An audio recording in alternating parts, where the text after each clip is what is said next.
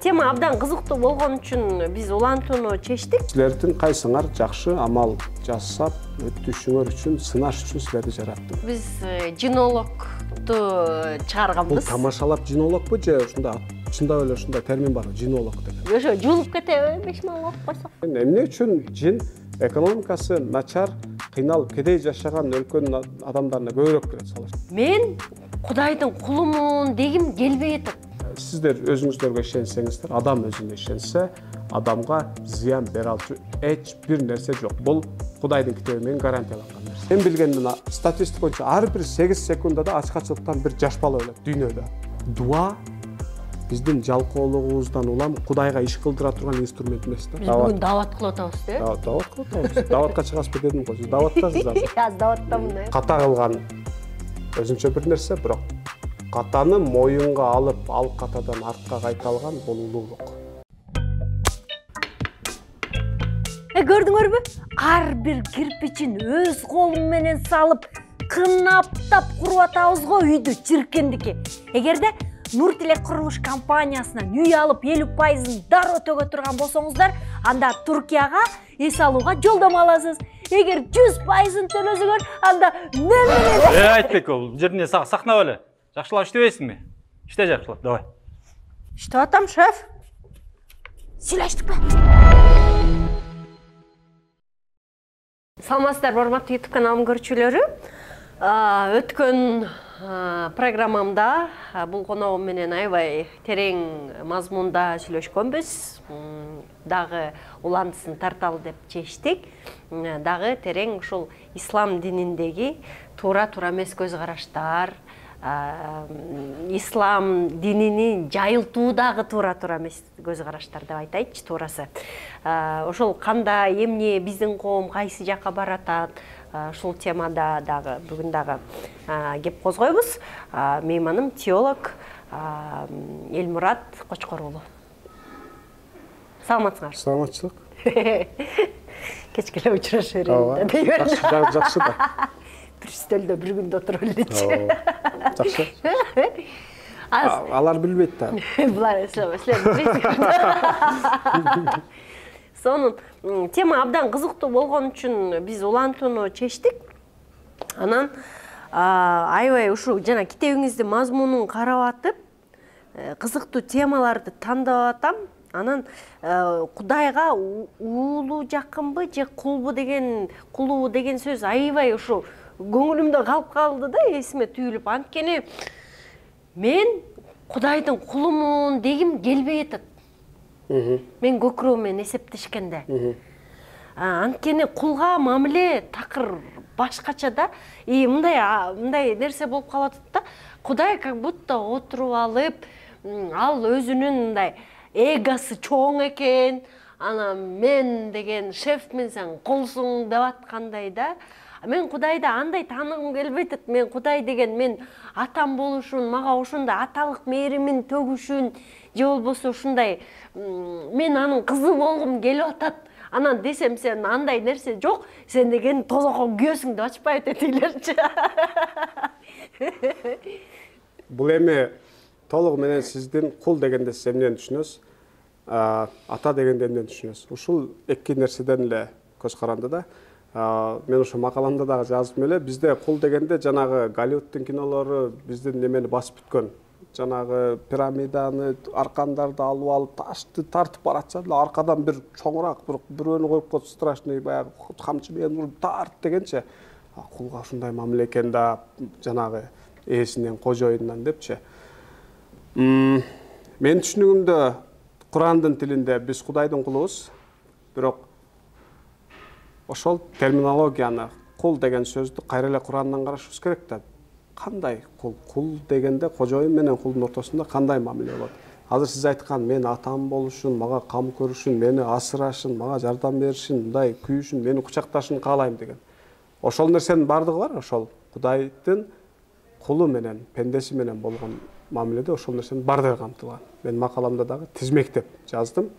Жанагы ошол түшүнүксүз, эгосу шишиген кожоюндун кол астындагы кулдарын тепселеп ойногон, эзген бир кожоюн кул прототиби эмес. Курандагы. Себеп муну биз кайсыл жерден билип алабыз? Биз Кудайдын кулубуз, пендесибиз. Курандын терминологиясында бирок эч бир жандыкка, эч бир жараткка, өзү жараткан эч бир нерсеге бербеген бир касиетти сапат берген бул акыл. Демек, эгер биз жана сиз тамашалап айткандагыдай кул кожоюн түшүмү эске алганда кулуна мынчалык күймөк эмеспи. Бир. Экинчиден, Курандын бир аятында мен силерди эң сонун турпатта жараттым деп. Бул сөздү башка эч бир жаратык айткан эмес. Муну адамга айтып атат. 2. 3. Анан кийин ушул аятты биздин тырнакчанын ичинде дини агартуучулар көп колдонот. Кудай адамды жаратып бүтүп, анан мынтип айткан экен: "Аласту би роббикум қалу бала" деген. Мен силердин Раббыңармынбы, Кудайыңармынбы деп сурайт. Анан адамдар айтат: "Ооба", ошондой деп жооп берет дейт. Бул диалог эмнени түшүндүрөт? Эми мындай, Кудай жаратты бизди, жаратканын билет, биз деле жаратылгандыгыбызды, анан кайра келип алып, мен силердин Кудайыңармынбы деп сурабайт да. Бул жерде демек башкача бир маани бар. Аны билип туруп эмнеге сурасың? Мен силерге акыл бердим, парасат бердим. Муну башка эч ким көргөн жокмун. Эркин тандоо. Башканда барбы? Жок. Инстинкт менен жашайт да, эң максимум. Бизде эркин тандоо бар. Акыл, парасат бар. Ушуларды бердим. Анан силерге мындай шарт койдум. Бул Мүлк сүрөсүнүн баштапкы аяттарында, экинчи аятында. Силердин кайсыңар жакшы амал жасап өтүшүңөр үчүн, сынаш үчүн силерди жараттым. Демек, акыл бердим, парасат бердим, эркин тандоо бердим, башкача айтканда жетиштүү инструмент бердим. Анан эми мен силерди сынап көрүп атам. Кандай жакшы адам болуп жашап өтөсүңөр? Канчалык жакшы адам боласыңар? Ошондо мен берген мүмкүнчүлүктөр менен, мен берген инструменттер менен силерге койгон шартым туура эле болду, адекваттуубу? Же баягы 20 000 сом айлык берип туруп 100 000 сомдук талап коюп аткан жокмунбу деген сөз бул. Аласту би роббикум. Адамдар колу бала деди. Башкача айтканда, ооба, сен ошондойсуң дегени жана контрактты кабыл алам, туура, адекваттуу деген сөз. Не чыгат бул жерден? Эгер Кудай сиз жана тамашалап айткандай, менин гана айтканым болот, сенин ички туюм, муюмуң менен мен эсептешпейм, сен ким болуп калсың, мен жараттымбы, мен айткандай болот деген баягы биздин шефтердей боло турган болсо, жараткан пендесине жана аны багат, өлгүчөк, өлгөндөн кийин дагы анын кароосунда ошол адамга мынтип айтмак эмес да. Мындай, жакшы эле болду, мен сага көп нерсе жүктөп койгон жокмунбу? Туура элеби, сен ушуга макулсуңбу? Деп анын эсептешмек эмес, тең ата эсептешмек эмес. Мына ушул жерден эле Курандын тилиндеги кул сөзү менен Голливудтун кинолорундагы кул термини эки башка, жана сиз издеген бардык нерсенин ушунун ичинде эле бар. Мен ошон үчүн биз издеген баягы жылуулук бардык нерсе бар. Курандын терминологиясында ошо кул деген сөздү алып туруп эле, кул дегенчи, деп туруп жанагынткенин кереги жок деп жазган болчумун. Сон. Анан дагы бир аябай кызыктуу тема. Өткөндө биз жинологду чыгарганбыз. Бул тамашалап жинологбу же ушундай чындап эле ушундай термин барбы, жинолог деген? Бизде бар экен термин жинолог деген. Мен биринчи жолу угутам. Так. Куранда жинолог деген термин жокпу? Жок, эми бул деле жана немеде болуп кетти да, иши жок калгандар активистмин дегендейчи. Же болбосо эчтемкени эптей албай калганда аалым болуп кетет го, мындайча айтканда, дини лидер болуп кетет. Ош өзүн өзү ат коюп алыпчы, самозванец деп коебузбу? Миллионго жакын просмотр болду да. Болсо болгондур, анан уксаңыз Элмурат. Анан ал просмотр болду, анан азыркыга чейин ошо жинологдун телефонун менден тутуп сурашат. Анан жинологдун дагы бир жолу ошо программа жасаңызчы дейт да. Анан мен түшүнгөнүмө караганда бизде кыргыздарда жин кирип кетти деген нерсе абдан популярдуу экен, биринчи орунда турат экен. Анан Куранда ошол темада кандай жазылган теолог катары чын эле ошол нерселер бар бекен, эмне экен?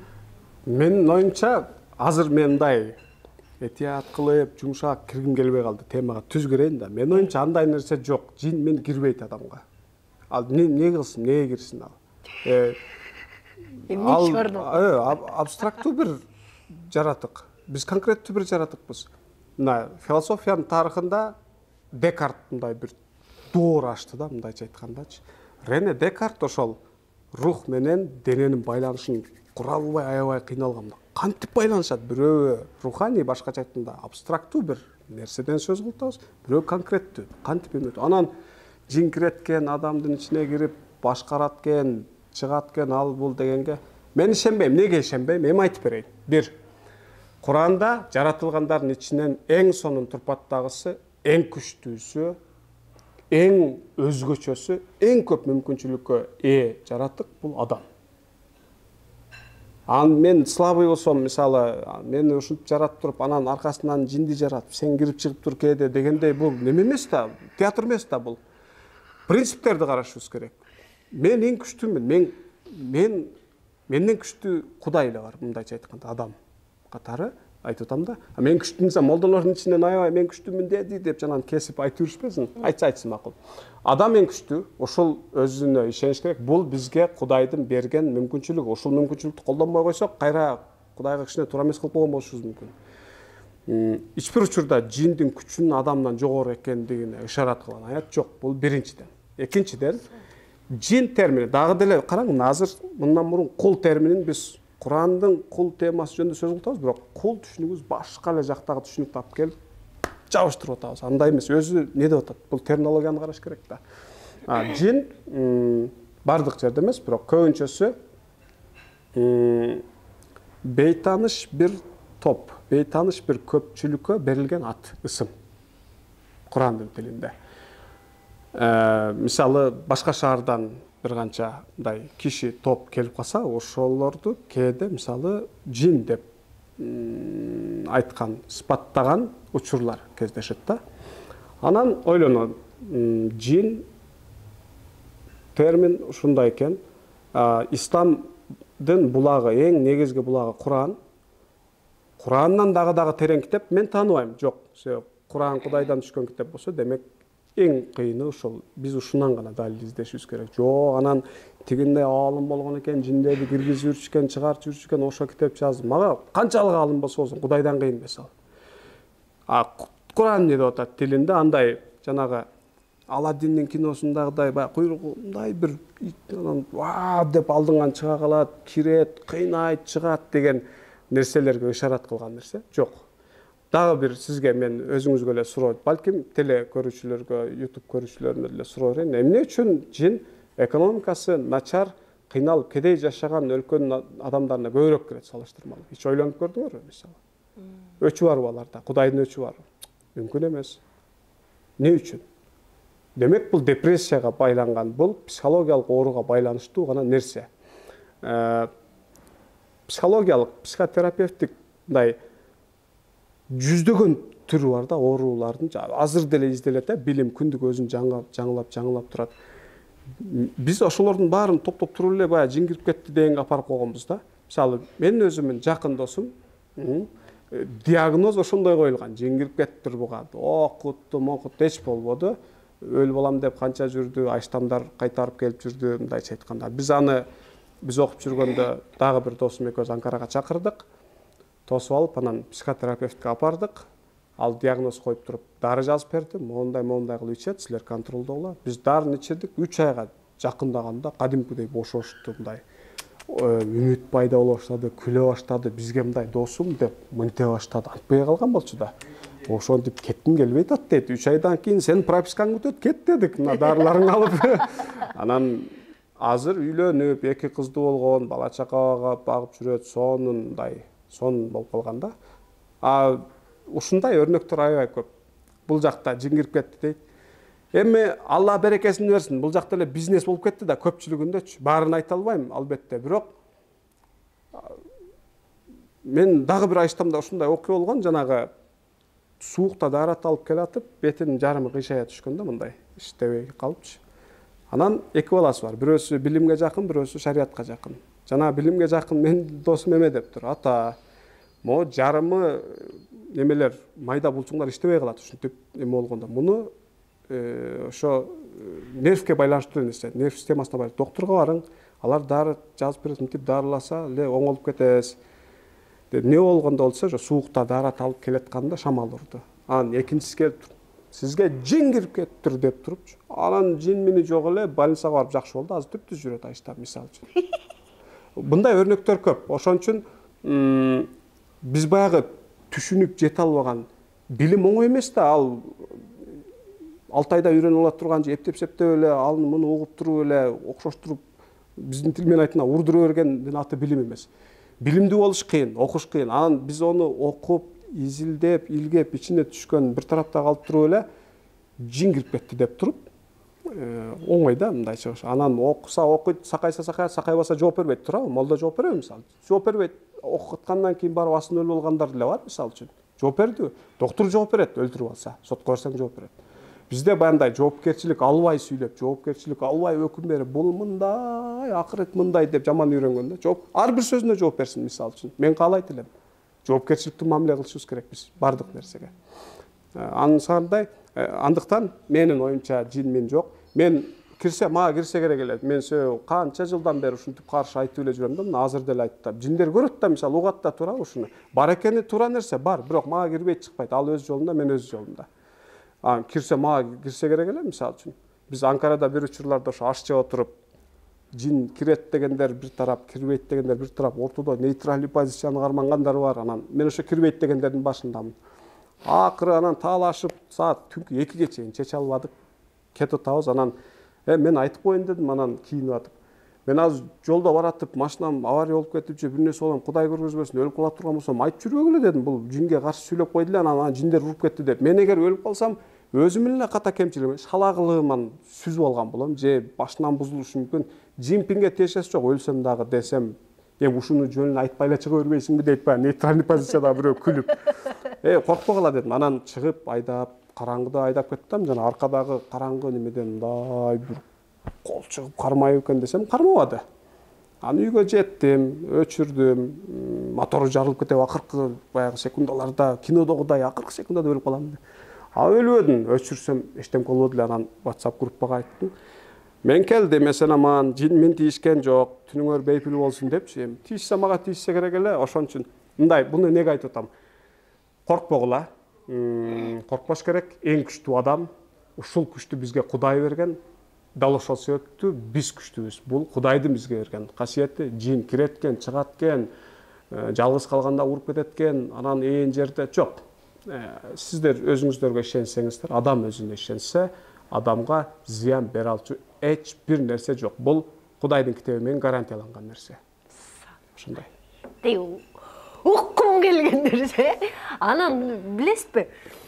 Адам өзүнүн жашоосуна жоопкерчилик албаганда, адам билимсиз болгондо, түшүнүгү тайкы болгондо ушундай жомокторго ишенеткен. Ошон үчүн ушундай өлкөлөрдө, билими жок өлкөлөрдө жана пирамида, анан артыңа мынча киши ээрчитип келсең, анан үйдө жата эле сетевой маркетинг. Анан үйдө жата эле акча табасың, же болбосо момуну каалаганда эле миллионер болуп кетесиң, же болбосо бу дуаны монча жол окусаң эртең акча келет экен деген темаларчы. Анан жин кирди деп, анан жин кирген үчүн ушундай болуп кетти деген темалар ушундай популярдуу болот экен да. Анткени адамдын аң сезими мен күчтүүмүн, мен бул жашоого жоопкерчиликти өзүм ала алам. Кудай берген мага бул күчтү, Кудай берген. Бүгүн кандай иш жасасам, эртең ошонун эле акыбети кайтат деген нерсеге мээси жетпей атпайбы? Анан жанагы ошол жөнүндө айтчы жана. Бо дуаны мынча жол окусаң мындай болуп кетесиң деген тема. Мен чекеден сынап көрдүм, болгон жок. Мисалы, мен азыр мындай каалайт элем кээ бир иштерди бүтүрүп бериштичи. Жок. Анан сен такыба эмессиң да, Кудайга өзүң каршы сүйлөп жүрсөң, сеники каяка кабыл болушу мүмкүн деш мүмкүн. Мисалы, ушуларга менде бир суроо бар да. Жандай жашыл чоң радиусу жарым метрге барган эме селделерди кийген мындай укмуш авторитет кишилер бар да, ушул алып бул эч ким көрүнбөгөн жерде учат экен, эч ким көрүнбөгөн жерде пайгамбар менен сүйлөшөт экен, эч ким көрүнбөгөндө мындай жанагы адаттан сырткаркы нерселерди кылат экен, керемет көргөзөт экен. Менде бир суроо да, биринчиден ушул нерселердин көпчүлүгү эч ким көрбөгөн жерде болот. Бул кызык. Неге биз тестировать эткенге көргөнгө мындай тажрыйбалаганга жабык да, эч ким көрбөгөн жерлер болот. Тоонун башында учуп кетиптир. Эң жерде келеткенин алдынан неме чыккан экен, албаштын көтөрүп чыгаптыр. Бул биринчи менде кызыктуу суроо. Экинчи суроо. Бүгүн дүйнөдө ушунча согуш болуп атат, ачарчылык, эң көп кыйналган өлкөлөрдө балдардын айыбы эмне? Мисалы үчүн, макул чоңдорго бооруң ачпаса, өздөрүнүн ката кемчилигинен болду. Ошондой кыйын болсо, бир дуа менен Кудайды багыттап кое турган, Кудайдын каалоосун багыттап кое турган күч болсо, мен каалайт элем. Дуа кылсын, токтотсун согуштарды. Бүгүн мен билгенден статистика боюнча ар бир 8 секундада ачкачылыктан бир жаш бала өлөт дүйнөдө. Токтотсун, жаш баланын айыбы эмне эле? Туурабы? Капырдын баласы, мусулмандын баласы айыбы жок, ал таптаза пакиза ал. Дүйнөгө сонун жашайм деген үмүт менен келген. Токтотсун ачкачылыкты. Мына азыр согуш болуп атат, токтотсун. Токтото алабы? Же мусулмандар кыйналып атат, токтото алабы? Токтото албайт. Неге? Себеби ал жок нерсе себеби. Кудай бизге акыл берген, парасат берген, мүмкүнчүлүк берген, жана өзүнүн эрежесин койгон. Дүйнөдө эреже мондай иштейт. Ушул нерсенин аты кадар, башкача айтканда тагдыр. Биз тагдырды пешенеге жазылган нерсе деп түшүнөбүз го. Курандын терминологиясындагы дүйнөдөгү Кудай койгон кыйшайбас эреженин аты тагдыр. Башкача айтканда жамгыр жагында суу болосун. Сел келе турган жерден узагыракта жасасаң, ишеничтүү жашайсың. Жана цунамини карап эсептеп ал, болбосо суу басып калат. Жазында эксең, күзүндө бышат. Ошон караң, ушул эрежелерди так билген өлкөлөр эң күчтүү. Мисалы, самолет, азыр самолет учурган өлкөлөрдүн акчасы көп. Же болсо военный техникасы күчтүү өлкөлөрдүн эмес, экономикасы күчтүү өлкөсү бакылат. Неге? Кудайдын эрежелерин так окуду, так эсептеди, ошого карап ойноду мындайча айтканда. Анан бизге окшоп, окубай эле коюп туруп, кабырда итак англис тилин сурабайт же математиканы сурабайт, андан көрө Алланын илими деп туруп эле өзүнүн фантазиясын ортого коюп коюп атат. Натыйжада ушул картина. Мен мисалы ыраазы эмес да, макул эмес бул картинага.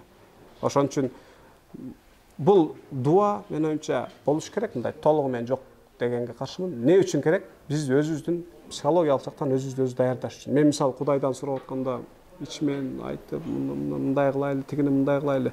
Мен психологиялык жактан өзүмө даярдайм. Ме подсознание ошого ишенет. Бул билим тарабынан далилденген нерсе, жана подсознание ме ошонго мени багыттайт. Кийин ошолор ишке ашышы мүмкүн. А бирок дуа биздин жалкоолугубуздан улам Кудайга иш кылдыра турган инструмент эмес да. Сен заказ берип кой, сен кылып кой, мен мынакта эле туруп турайын деген. Аракетке берекет деп кыска эле кылып айтып койсо болот. Тейсонайт. Болбосо ошо күчтүү аалымдар бар, ошол эң кыйналган өлкөлөрдө, мисалы арабтардын ичинде, ошо арабтарды өзгөчө көрө турсак, мен көрбөйм, бирок көргөндөр оңолуп кетпейт беле мисалы үчүн. Неге оңолбойт? Дуа менен эмес, биз илим, билим менен, аракет, катуу эмгек менен гана алдыга жылабыз. Реалдуулук болуш керек да. Муну Кудай бизге буйрутат. Кудай эме деген жок, баягы. Мен мына эрежелерди койдум, тек кой, бу капырлар камера чыгарып, анан учак чыгарып, билим, компьютер табам деп кыйнала берсин. Сен эмне жерде намазыңды окуй бер, мен сага буларды келтирип коем деген жок. Ошол эрежелерди баарыбызга эле койгон. Ким ошол Кудайдын эрежелерин жакшы окуп, туура таанып, ошого жараша илим билимин өнүктүрсө, ошол күчтүү болот. Башкача айтканда Кудайдын буйруктарына, Кудайдын баягы бизге айткысы келген нерселерге ким жакын болсо, ким динге жакын болсо бактылуу болот деген сөздү мындайча айткандачы. Биздики формалдуулук, биз динге эмес, диндин кабыгына жакынбыз биз. Өзөгүнө келгенде эң жанагы эмгек кыла турган, тер төгө турган жерге келгенде жокпуз, менин оюмча. Ошон үчүн бизде ушундай картина. Сон дават айтабыз деп. Даватка чыгайын дедиңизби? Даватка чыгабыз деп. Үйдөгү балдарын ачка камап коюп, аялын бекитип коюп эч жака чыкпайсың, эл башка бир эркек көрүп калса харам болот деп баа куштар ачкарлыктан кесерип үйдө жаткан үй бүлөлөр көп да. Бул дагы абдан мындай караңгылык. Анан мен аябай таң калганым, ошолорду ошентип дааватка түрткөн аалымдар, тырнакчанын ичиндеги алар кайсы жагы менен ойлонуп атат? Эмне үчүн ошол нерселерди мындай мээ жүгүртүп ойлонбойт деген нерсе келип атат да. Ушунчалык аалымдарыбыз тырмакчанын ичиндеги алар дагы ошончолук караңгыларбы? Мен оюмча ооба. Мен ачык эле айтайын. Мен өзүм бир макала жазгам. Аалым деген статусту ким берет дедим. Ким берет? Силер каяктан аласыңар, мисалы, орток бир эме барбы? Туура. Принцип, орток бир критерий барбы дедим. Бул мурда болгон.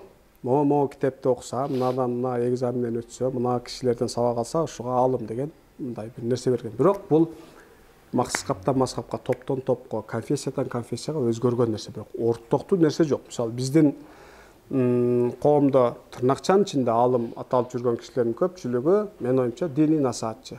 Маселе айтат, башкача айтканда. Илимий тереңдик жок айткандарынын ичинде. 2-3 темага катуу басым жасасак, мисалы, ата-энеңди сыйла, арак ичпе, анан кыздар көчүгүн жаап жүрсүн деген темада мындайча айтканда. Бирок силер, мен өткөндө ошо Элмураттын китебин окубагыла, бул зыян болуп калат деп Дин иштер комиссиясынын жазуусунда айттым да, мына мен чыкканыма 3-4 жыл эле болду, жаза баштаганыма.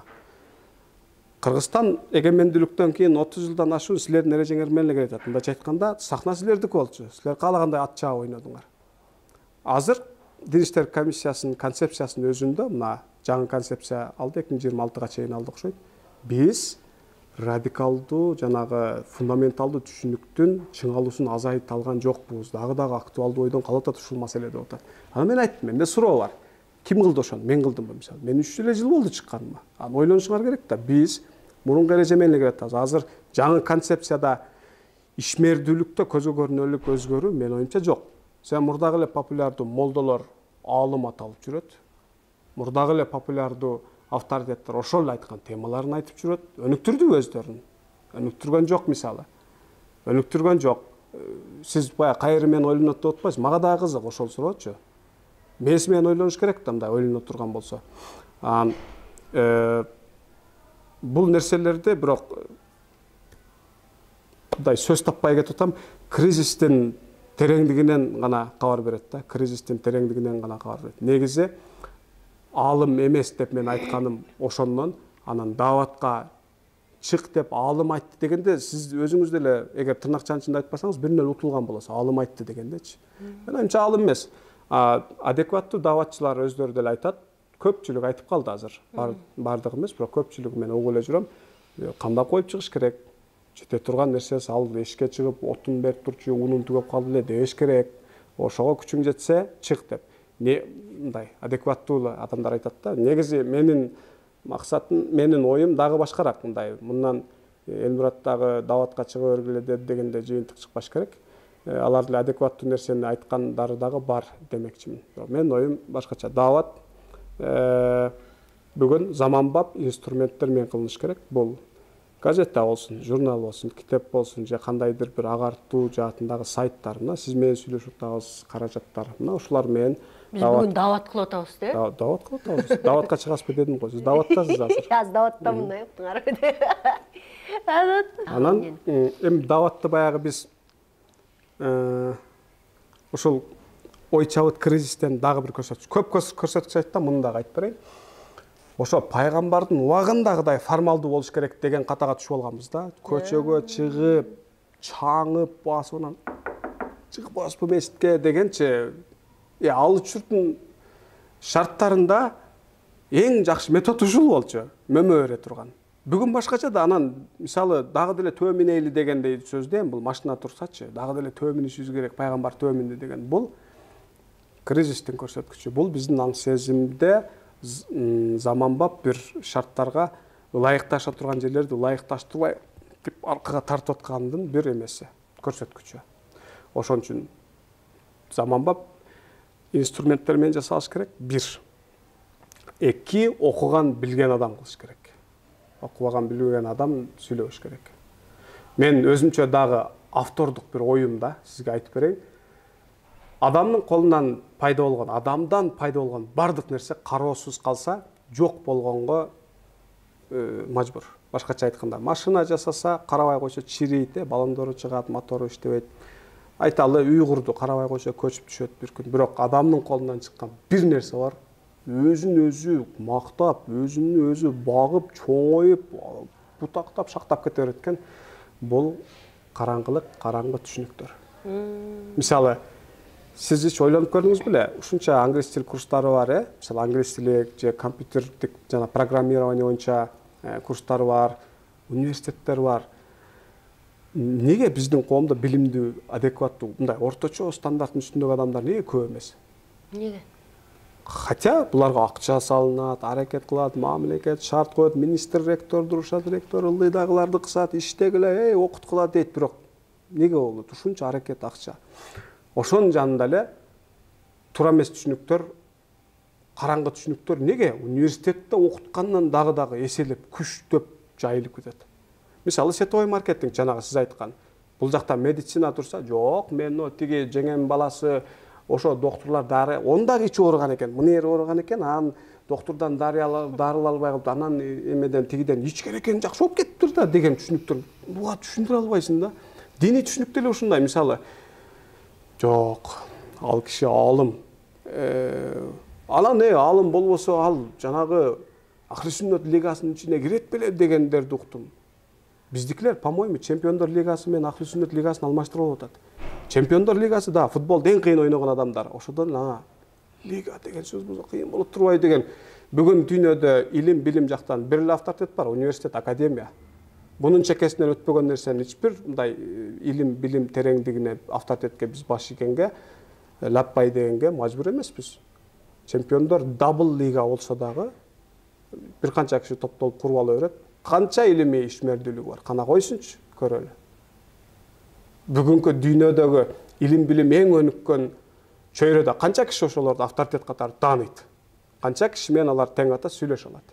Анан ошон үчүн мен сөзүм жыйынтыктап айтайын, адамдын колунан чыккан бир гана нерсе өзүнүн тагдырына койсо чоңоюп кетет, бул караңгы түшүнүктөр. Мына сиз айткандар дагы ошон өзүгө өзү тамак чыгарат, өзүн өзү мактайт. Жана эки кемпир бири-бирин сулуу кыз дейтмиш дегендей, бул жагым карасам деле сен кыйынсың деп атса, бул жагым карасам, ой сен болбосоң биз өлөбүз деп атса, анан мен деле эң кыйыны мен окшойм деп калам дейм, мындайча айткандачы. Ошондой эле болуп, баягы караңгы түшүнүктөр бири-бирин мындай колдоп туруп эле чоңоюп кетет да, ошону кесепет. Мындай аябай бизде билимдүү киши деп мындай аябай таттуу сүйлөгөн кишилер Демагогия кылган, ачык эле айтыш керек. Сезимтал сүйлөгөндөр, реалдуу сүйлөшпөйт, мисалы үчүн. Пандемияда бизде адамдар бир көп кырылып кетти го. Мен соц тармакта бизде мындай көңүлүбүз, настроениябыз түшө баштаганын сездим да, мындай корко баштады адамдар. Ыр чыгарып бирде, адам мындай ырчыларчы абалыңды сурап турган адамга керек. Адамга адам дайым керек, пандемияда эмес, дайым керек.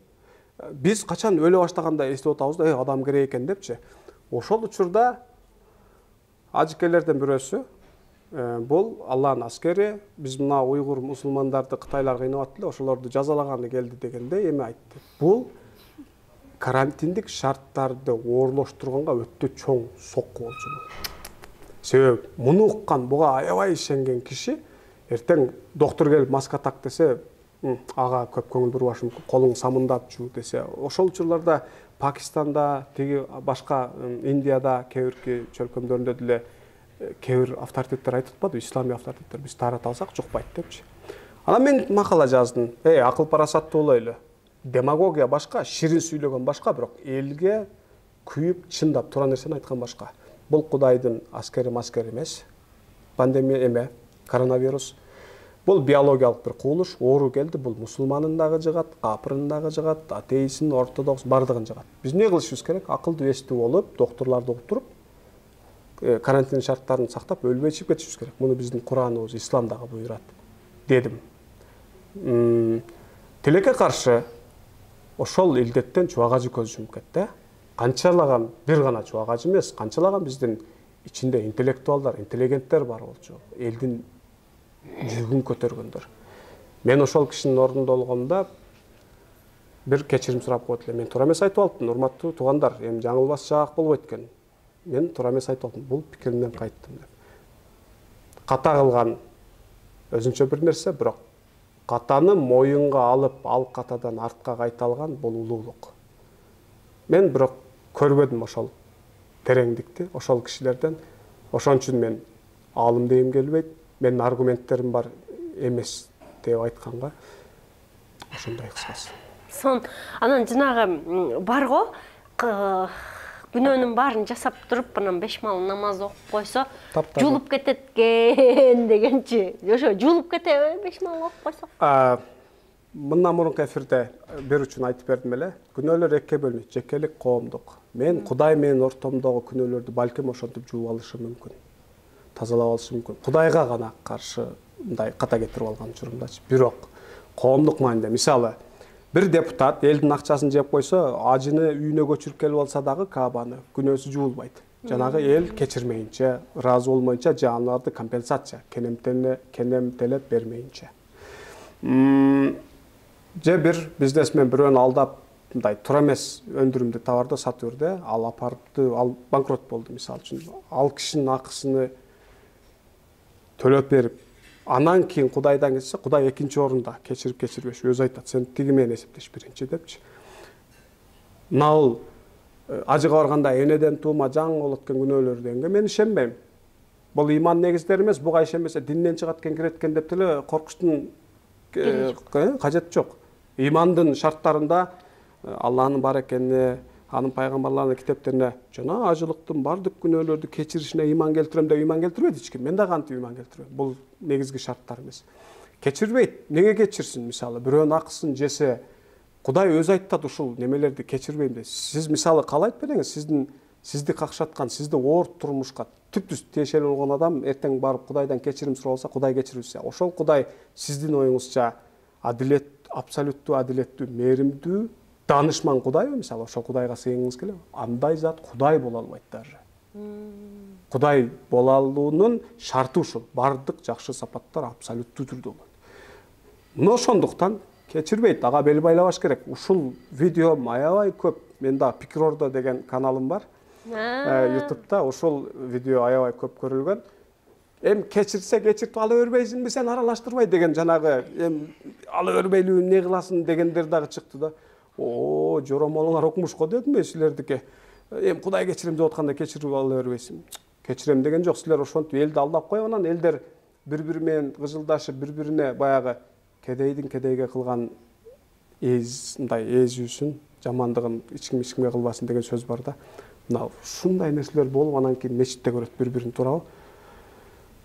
Анан кийин мусулманчылыкты сүйөт. Мавдуди деген аалым айткан, эч бир дин өзүнүн мүчөлөрүнчөлүк зыян көрбөйт, өзүнүн мүчөлөрүнөн көргөнчөлүк зыян көрбөйт. Биз өзүбүз эң көп зыянды биз беребиз ошол кылыктарыбыз менен. Силердин ушул түшүнүктөрүңөн улам адамдар ажыга барып келсем тазарып калат экенмин, 5 мал намаз окусам тазарат экен. 5 мал намазды сен Кудай менен сүйлөшүү үчүн, таза мусулман бойдон Кудай менен ынтымак калыш үчүн, Кудайдын принциптери менен унутпай жашаш үчүн, Кудайды сагынганың үчүн окуйсуң сен. Күнөө тазарткыч эмес ал. Намазга бул акаратты кылбаш керек. Намаз күнөө тазарткыч бир тряпка эмес ал. Арчып салып, анан кайра окудум дегендейчи. Күнөө качан кечирилет? Бир эле учурда. Экинчи кайталабаганга чын дилден тооба кыл жана андан кийинки кыймыл аракеттериң канчалык ошого төп келет ошол тообаңа. Кудай кечирип койчу, аз токто кичине күтүп тур. Кечирип койчу деп анан эле кайра жана мурдакы жолуңа түшө турган болсоң, Кудай данышман, акылдуу, ал сен түшүнгөндөн көбүн түшүнүп турат ал. Эмне кечирсиң сен? Сиз кечиргиңиз келеби мисалы? Жок. Ошон үчүн туура тооба кылыш керек. Бирөөнүн акысына кирсе, компенсациялап, анын алдынан өтүп ыраазычылыгын алыш керек. Телефонда кечирип кой эмес мисалы. Буга мен кечирим келбейт да. Чындап бардык компенсациясын кылып, анын алдынан өткөндөн кийин анан Кудайдын алдына барасың. Мен убагында ушундай ката кылдым, бирок кайра ката кылбаганга ант ичем. Жана ушул неме менде бар. Ушул пайдабал менде пайда болду. Жанагы IMDb'де эң көп көрүлгөн кинолордун бирөөсү Shawshank Redemption. Жана камакка кирип кетип, аялын өлтүр деп өлтүрбөгөн болот. Ошол жердеги бир кара кишинин окуясы бар го. Биринчи өмүр бою кесилип кеткен экен. Аны сени кечирелиби десе, ооба, кечирели, мен коомго зыяндуу болбойм, өзгөрдүм десе, кайра камал дейт. Мисалы, ошентип 10 жыл үчүнчүсүндө бул руханий аң сезим өзгөрүү жашады да. Үчүнчүсүндө аябай башкача сүйлөйт. Башкача сүйлөп аябай таасирдүү. Анан бунун өзгөргөнүн баягылар сезип туруп, ал кайра эле камакта калам деп ойлогон, бирок уруксат берет. Тообонун деле философиясы ушундай болуш керек да. Мисалы, сизге туура эмес кылган бир адам, мисалы, эч бир китеп окубады, эч бир жашоосунда өзгөрүү болбоду, өзүн өзү өзгөртөйүн дебеди, иштебеди. Сиз анын мурунку характерин өзгөргөнүнө ишенбейсиз. Анан сизге келип ыйлап тообо кылса кечирбеш керек да. Кечирбейсиз да. Эми кайра кылбайм десе, хотя onu 10 жолу айткан мурда, кайра кылган. 11-синде эмнеге ишенесиз? Мусулман адам бир жыландын уясына 2 жолу түшүп кетпейт деген бир хадис бар. Бир катаны 2 жолу кылбайт деген. Биринчисинде көрөсүң, экинчисинде кайталабайсың ал деген. Ал мусулманчылыкка деле терс нерсе да. Ушундай. Сон анан мен мындай деп ойлоп турмун да, мындай. Динге кирген адам аябай 180 градуска өзгөрөт. Анан деп мен эмес, бүтүн биз баарыбыз анан диндеги адам экен дегенде абсолютно ишенип алат элек да. Анан бул деген демек алдабайт, бул деген урдабайт депчи. Бул ыйыкташып кетти уже дегендейби? Ооба, анан кийин азыр көрдүк да, диндеги адамдарга тескерисинче мындай жамынып же сакал коюп мындай мен намаз окуп атам деген кишилерге азыр ишеним артпай калдык да. Окуйгун баленин баары ушулардан чыкчу эле, динди жамынып эле балакеттин баарын жасай берет деген нерсе азыр калыптанып калды да. Анан дейин дегеним, динге кирип 5 мал намаз окуп койсо же жамынып койсо, адам өзгөрүп кетпейт экен. Ооба. Адам ар жагынан көкүрөгүнөн өзгөрүшү керек. Сен айттың го, сыртыңан ичиңе жамынбай, ичиңден сыртыңа жамын дедиң го. Чыгыш керек. Чыгыш керек депчи. Ошол нерсени дагы кененирээк кылыппы? Эме? Анан мен ойлодум да, эмнеге дин өзгөртпөсү адамдын жан дүйнөсү динге кирсе эле өзгөрбөсү, диндин эмне кереги бар анда? Ошол адамды динге кирди деп ойлонгондо сиз туура эмес ой айтып атасыз да. Ал формалдуу эле жакындашты менин оюмча. Кудум ушул эле сиз айткан түшүнүк ажыга барып келген адамдарга да өзгөрүп калат. Бул ажыга барып келди, алдабайт эми экинчи дегендейчи. Мен биринчи жазган макалам болчу. Раматылык Чубак ажы ушул макаламды бөлүшүп, кызыктуу экен окугула деп өзү биринчи бөлүшүп аябай таң калганмын.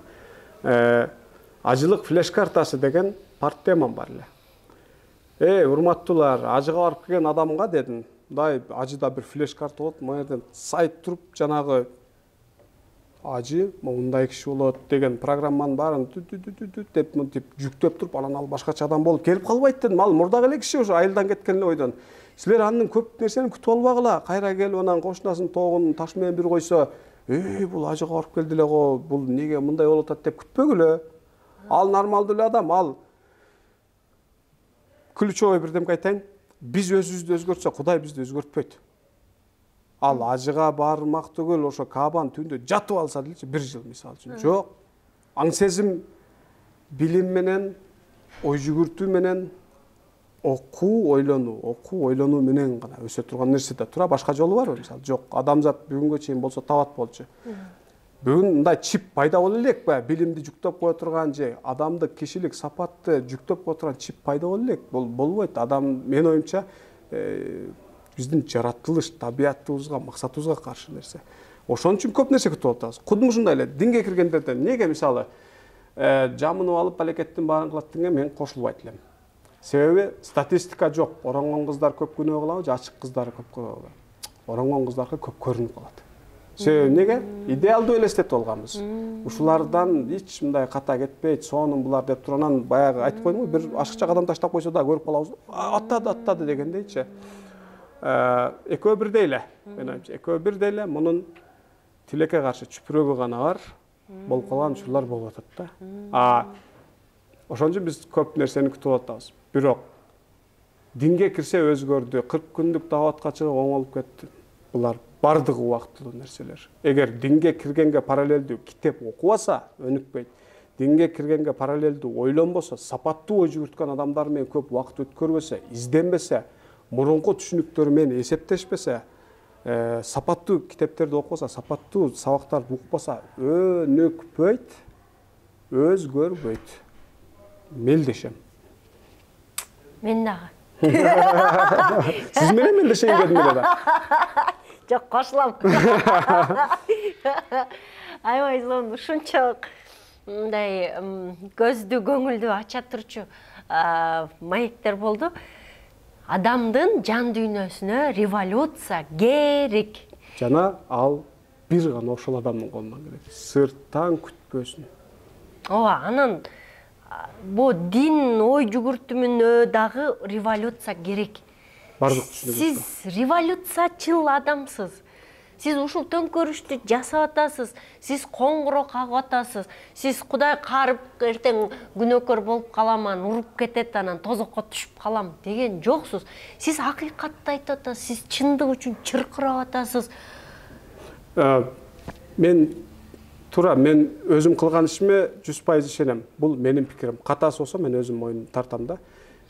Ибн Сина учурунда мынтип айткан экен. Сураныч, мен бул сөзүмдү бой көтөрүү катары кабыл албагыла, анда капыр-мапыр деген да. Эгер мен капыр болсом, дүйнөдө бир дагы мусулман жок деп айткан экен. Бул бой көтөргөндүк эмес. Өзүнүн нени окуганына, нени сүйлөп атканына, канчалык түшүнө алган дараметине өзүнө өзү ишенгендик. Мен эми Ибн Синачалык айта албайм, бирок мен дагы эме деп айттым, мен капыр болсом, Кыргызстанда аз эле мусулман бар деп айттым мен дагы. Себеби кылган ишиме ишенем. Кудай менен ынтымакмын. Мындай Кудайдын каалоосу менен, Кудайдын мындай максат муратына ылайыктуу иштерди жасап атам деп ойлойм. Эч бир мындай арт ниетим жаман, Америкадан акча алат экен, Израилден берсе жакшы болот эле, алат болчумун, бирок жок. Жок. Мен өзүм араң студенттик жашоо, менин жанымдагылар билет кантип жашап жүргөнүмү. Бир учурда эме аябай бир күн оор иштеп калдык да. Орозо күнү, бирок оор иштеп, чарчап, суусаганбыз. Озачарга араң жетип келип, анан отурсам, жанымда бир досум айтат, Кудай кабыл кылсын орозоңу дейт. Анан мен тамашалап айттым. Кабыл кылбай эле көрсүнчү дедим. Себеби мен ушунчалык мындай бул Кудайды жоопко тарткандык эмес, өзүмө ушунчалык ишенем. Менин ошол кыйналганым Кудай көрдү. Ошого карабай орозому ачпаганым көрдү. Менден көз каранды болбогон себептерге да катталып, кечке чейин нервистетип, кыйналып, башкалардын иши үчүн, пайдасы үчүн. Ошентип орозо тутуп келдим да. Мен ойлойм да, ошо мындай өзүмчө Кудай буну сөзсүз кабыл кылды болсо керек дегендей маанайда, анан тиги айттым, кабыл кылбай эле көрсүнчү дедим, сүйлөшөм депчи. Ошон үчүн балким революция кылып аткандырмын. Балким ооба, Кыргызстанда менин китебим диний принциптерди акыл парасаттуулук менен илим билимге, логикага айкалыштырып түшүнүү керек. Мунун сыртында жол туура эмес деген доктринаны айткан биринчи китеп болду. Алла кабыл кылсын, не дейин. Сон. Урматтуу YouTube каналым көрүүчүлөрү, силерге дагы таасирдүү жана кызыктуу болду деп ишенем. Сырткы көрүнүшүбүз менен эмес, сырткы кийимибиз менен эмес, жан дүйнөбүз менен, ичибиз менен, көкүрөгүбүз менен, жүрөгүбүз менен өзгөргөндү билели, китеп окуйлу, билимге, илимге ыктайлы, анан жашоого өзүбүзгө жоопкерчилик алганда үйрөнөлү. Кайрадан көрүшкөнчө сак саламатта туруңуздар.